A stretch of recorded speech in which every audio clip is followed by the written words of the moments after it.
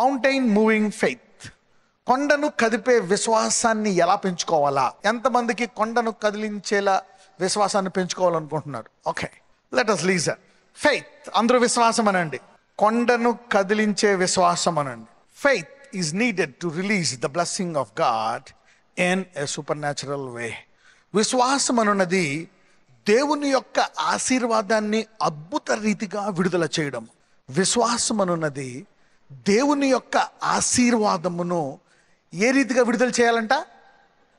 అద్భుత రీతిగా. Faith is releasing God's ability or God's blessing in a supernatural way. ఈ విశ్వాసాన్ని ఈ సంవత్సరము, ఈ నెల, ఈ వారము, ఈ దశాబ్దం అంతా వాడుకోవాలని. ఓకే, విశ్వాసము దేనికి అంటే దేవుని ఆశీర్వాదాన్ని ఎలా విడుదల చేయాలంట? అద్భుత రీతిగా. అద్భుత రీతిగా అనే దాన్ని నమ్మకపోతే మనము విశ్వాసాన్ని విడుదల చేయలేం. విశ్వాసం అంటేనే అద్భుతం. చూడండి, బైబిల్లో ఉంటుంది, ఎవడైనా రోగి అయి ఉన్నాడా? డాక్టర్ దగ్గరికి వెళ్ళాలా? నేను కాదన్ను. మందులు తీసుకోవాలా? నేను కాదన్ను. అవన్నీ ఉన్నాయి, అవి కూడా దేవుడిచ్చినవి అని నేను నమ్ముతాను. అసలు విశ్వాసం అనేది వ్యాధి రాకుండా మనం వాడుకోవాలా. ఒకసారి వచ్చిందంటే విశ్వాసంలో తేడా ఉంది, కాబట్టి కొంచెం డాక్టర్ సహాయం తీసుకోవాలా. అయితే విశ్వాసాన్ని ఎలా వాడాలా? విశ్వాసాన్ని ఎలా వాడాలంటే, అయితే బైబిల్ ఏం చెప్తుందంటే, ఎవడైనా వ్యాధి కలిగి ఉంటే వాడు సంఘం దగ్గరికి వస్తే ఏం చేయమంటుంది? చేతులేసి ప్రార్థన చేయమంట. విశ్వాసము గల ప్రార్థన అంటే అద్భుతాలను నమ్మే ప్రార్థన రోగిని స్వస్థపరుస్తుంది. అంటే ఇక్కడ స్వస్థతను ఏ రీతిగా విడుదల చేస్తున్నాము? విశ్వాసము ద్వారా. అద్భుత రీతిగానండి. అంటే విశ్వాసం ఏ రీతిగా పనిచేస్తుంది? అద్భుత రీతిగా. అంటే దేవుడు తన అద్భుతాలను ఇంద్రియాలకు తెలియని రీతిగా ఇస్తాడు. ఇంద్రియాలకు కనపడదు. ఇంద్రియాలతో నీకు పని చేయవు, టచ్ చేయవు, చూడవు, కానీ జరుగుతాయి. సో విశ్వాసం అనేది ఇలాగ వస్తుంది అన్నమాట. ఇది ప్రాక్టీస్ చేయాల. విశ్వాసం ఎలాగైనా పనిచేస్తుంది. యేసయ్య గారు చేతులేశారు, తర్వాత ఆయన చెంగు పట్టుకున్నారు. ఒకసారి ప్రభావం ఆయనలోంచి వెళ్ళి జనాన్ని స్వస్థపరిచింది. ఒకసారి ఆయన వెనక్కి వెళ్ళిపోండి అన్నాడు. 10 మంది కుష్ఠరోగులు వెళ్ళిపోయారు. కొంతమందినేమో మట్టి రాసి వెళ్ళి కడుక్కో అన్నాడు. రకరకాల రీతిగా అందరూ చెప్పండి, హద్దులు లేని అద్భుత రీతి గల విశ్వాసం అన్నాడు. ఎలాగ దేవుని అద్భుతాన్ని విడుదల చేయాలనే దానికి హద్దులు లేవు. ఒక హద్దు పెట్టొద్దు. అంటే స్వస్థతకే కాదు, దేనికైనా సరే నువ్వు విశ్వాసాన్ని అద్భుత రీతిగా ఇవ్వడమే మొదటి అంశంలో ఆశీర్వాదం గురించి మాట్లాడుతున్నారు. ఆదికాండం 1వ అధ్యాయం 28వ వచనం. దేవుడు వారిని ఆశీర్వదించెను, ఎట్లనగా మీరు ఫలించి అభివృద్ధి పొంది విస్తరించి భూమిని నిండించి దానిని లోపరుచుకొనుడి. సముద్రపు చేపలను, ఆకాశ పక్షులను, భూమి మీద ప్రాకు ప్రతి జీవిని ఏలుడని దేవుడు వారితో చెప్పెను. ఇక్కడ దేవుడు వారిని ఏం చేశాడంట? ఆశీర్వదించాడంట. అభివృద్ధి పొంది విస్తరించి నిండి లోపడాలి. అన్నీ నీకు లోపడాలంట. బాధ అంటే ఏంటి? నీకు లోపడంది నీకు బాధిస్తుంది. అవునా? మీ అబ్బాయి నీ చెప్పిన మాట వింటలే, నీ బాడీ టెంపరేచర్ హద్దుల్లో ఉండట్లేదు, 100 దాటిపోతుంది. అయితే దేవుడు ఇక్కడ మనిషిని ఆశీర్వదించాడు. ఆశీర్వదించిన తర్వాత ఏమైంది? మనిషి తప్పు చేసి పాపములో పడిపోయి దేవుని ఆశీర్వాదాన్ని పోగొట్టుకుని ఏం తెచ్చుకున్నాడు? అయితే మానవుడు దీన్ని పోగొట్టుకున్నాడు. అయితే ఇప్పుడు దేవుడు మానవాళిని మళ్ళా ఆశీర్వాదంగా మార్చడానికి ఆయన విశ్వాసం అనే ఒక అంశం ఇచ్చి, అదే మనిషి ద్వారా ఆయన విశ్వాసం అనే వరం ఇచ్చి ఆశీర్వాదంగా మార్చాలని కోరుకుంటున్నాడు.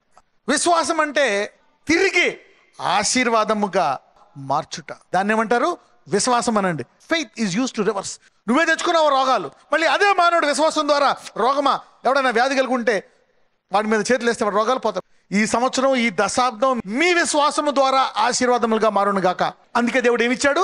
విశ్వాసం. Faith takes away the struggle, toil and failure from our lives. Faith takes away the struggle, failure and toil out of our lives. విశ్వాసం అనేది మన జీవితాల్లోంచి శ్రమను, అపవిజయాన్ని, కష్టాన్ని తీసివేస్తుందంట. అంటే వారు విశ్వాసం లేదు, వాళ్ళు ఎవరాళ్ళు? క్రీస్తునందు మనకి ఎల్లప్పుడూ ఏంటి ఉంటుందంట?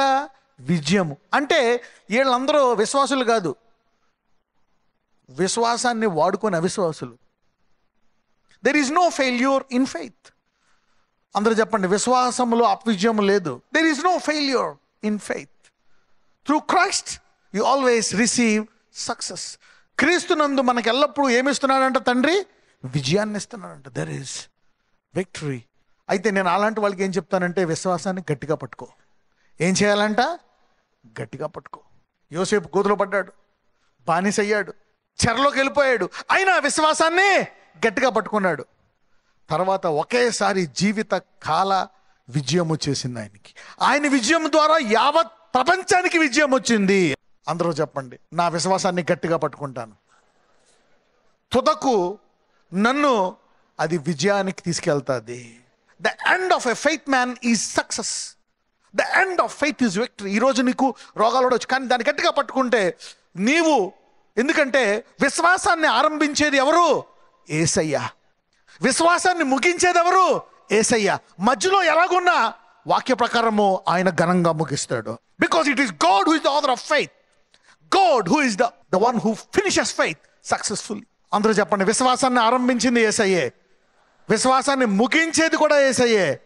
దేవుడు ఎప్పుడు గొప్పగా ముగిస్తాడు. ఇప్పుడు నా జీవితంలో ఎన్ని శ్రమలున్నా, ఎన్ని కష్టాలున్నా, నేను విశ్వాసాన్ని గట్టిగా పట్టుకుంటే నా అంతము ఘనముగా ఉంటుంది. Faith always finishes perfect and well because it belongs to God. విశ్వాసము నీ జీవితంలోంచి కష్టాన్ని తీసివేస్తుంది, అపవిజయాన్ని తీసివేస్తుంది, మహాశ్రమను వేదనను తీసివేస్తుంది. ఎప్పుడైతే ఆదాం పడిపోయాడో అంటున్నాడు, బాబు నువ్వు చెమటోర్చి తింటావయ్యా, ఇప్పుడు దాకా చెమట లేకుండా హాయిగా చిట్ట ఫలించు అని చక్కగా నువ్వు నీ నోటి మాటతో తింటున్నావు. ఇప్పుడు నువ్వు శ్రమ, చెమట, ఒక్కొక్కసారి ముళ్ళ పొదలు వస్తాయి, ఒక్కొక్కసారి పంట రాదు, కొట్టుకుపోతుంది, వ్యాపారం నష్టం వస్తుంది, స్థలాలు కబ్జా చేసుకుంటారు, మోసం చేస్తారు. దేవుడు ఒక మాట అంటాడు, ప్రయాసపడి భారం మోసుకున్న సమర్థజనులారా నా వద్దకు రండి, నేను నా కాడిని మీ మీద పెడతాను. నా కాడి ఎలాగుంటుందంట? సులువు, ఈజీ. Faith is easy. అందరూ చెప్పండి, విశ్వాసము సులువుగా నిన్ను ఆశీర్వదిస్తుంది అనండి. ఏ తల్లి మరి కాడి లేకుండా కుమారుణ్ణి కని జన్మనిస్తుందా? కొంచెం కాడి ఉంటుంది కానీ ఆనందిస్తుంది. ఆ బిడ్డ పెరుగుతూ ఉంటే బరువు అవుతుంది, నడవలేదు, 8వ నెల, కానీ ఆనందపడుతుంది ఆ కాడి. She will enjoy that yoke. కాడి ఉంటుందా లేదా? యా. బట్ ఈ కాడి ఈ సంవత్సరం నుంచి ఆనందించే కాడిని కలుగును గాక. అలాగే దేవుడు చెప్తున్నాడు, మరి ఉండట్లే, నా కాడి ఉంటుంది. ఆశీర్వాదం అనేది కూడా ఒక కాడి, కానీ అది ఎలా ఉంటుందంట? సులువుగా ఉంటుంది. అందులో అపవిజయం ఉండదు, వేదన ఉండదు. My yoke is easy. రకరకాల కష్టాలు, నష్టాలు, బాధలు ఉంటున్నాయి, కానీ దేవుడు చెప్తున్నాడు విశ్వాసము ద్వారా దాన్ని నీవు మార్చుకోవచ్చు. ఈ సంవత్సరం నీ అపవిజయాలన్నీ విజయములుగా మారును గాక, నీ కష్టము సులువైపోవును గాక. నజరేయుడైన యేసయ్యా, ఇదిగో తండ్రి, భూమి మీద నువ్వు మనిషిని ఆశీర్వదించావు. ఆ మనిషి పాపము చేసి మొత్తం పోగొట్టేసుకున్నాడు.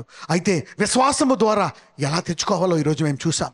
ఎంతకాలం ఉంటాయి ఈ అప్పులు, ఏం జరుగుతుంది అనేది ఈరోజు నువ్వు విశ్వాసాన్ని మాకు బోధించావు.